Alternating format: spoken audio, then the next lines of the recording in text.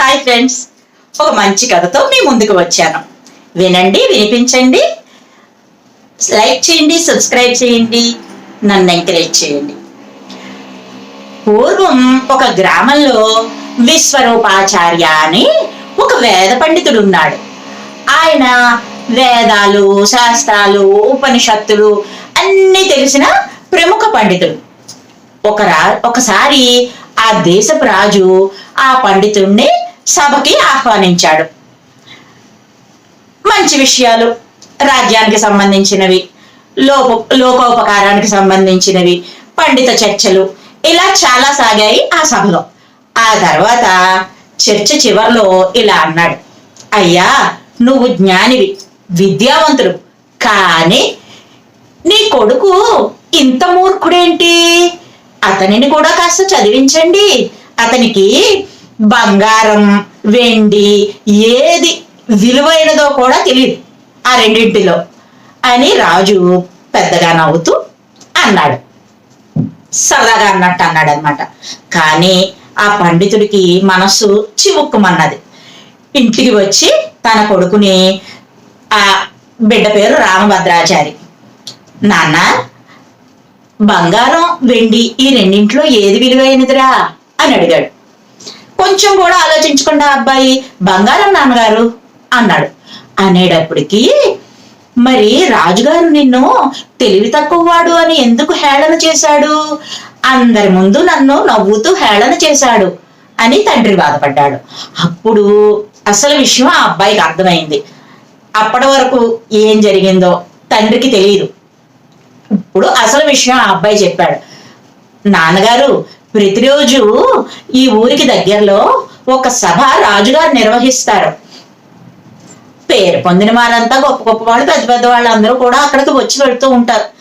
అంటే ఆ పిల్లోడికి అందరూ గొప్పే కదా, తనకంటే పెద్ద వయసులో ఉన్న వాళ్ళు అందరూ చూస్తేనే, అందుకని ఆ మాట అన్నాడు అనమాట.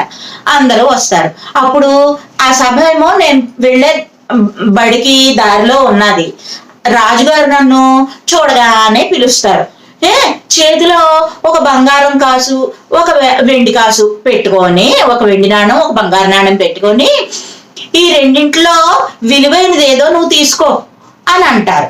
అప్పుడు నేను వెండి నాణం తీసుకుంటాను. అందరూ పగలబడి నవ్వుతారు. ఇలా జరుగుతోంది ప్రతిరోజు కూడాను అన్నాడు. మరి నువ్వు విలువైనది ఏదో తెలిసినా కూడా బంగారు నాణం తీసుకోకుండా వెండి నాణం ఎందుకు తీసుకున్నావురా అని అడిగారు విశ్వరూపాచారి. అడిగేటప్పటికి, ఇది ఒక ఆట, నేను ఎప్పుడైతే బంగారు నాణం తీసుకుంటానో ఆ ఆట ముగిసిపోతుంది అని చెప్పి తండ్రి చేయి పట్టుకుని లోపలికి తీసుకెళ్లి ఒక పెట్టి చూపించాడు. ఆ పెట్టి ఓపెన్ చేసిన వెంటనే దాని నిండా వెండి నాణాలు. ఇవన్నీ నేను రాజుగారి దగ్గర నుంచి తీసుకున్నాను.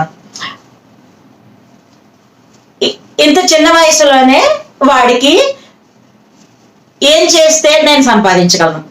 కొంచెం వినోదాన్ని పంచినట్టో, అవహేళనకు గురైనట్టో ఆలోచించినా ఇప్పుడు నాకు పోయేదైతే ఏం లేదు. నన్ను నేను నిరూపించుకోవాల్సిన సమయంలో నన్ను నేను నిరూపించుకుంటాను. ఇప్పుడు వాళ్ళేదో ఆనందిస్తున్నారుగా, అందుకే నేను ఇలా చేశాను నాన్నగారు అని అన్నాడు. సో చిన్నవాళ్ళైనా పెద్దవాళ్ళైనా వచ్చిన అవకాశాన్ని వినియోగించుకోవాలి. ఎవరో ఏదో అన్నారని బాధపడకూడదు.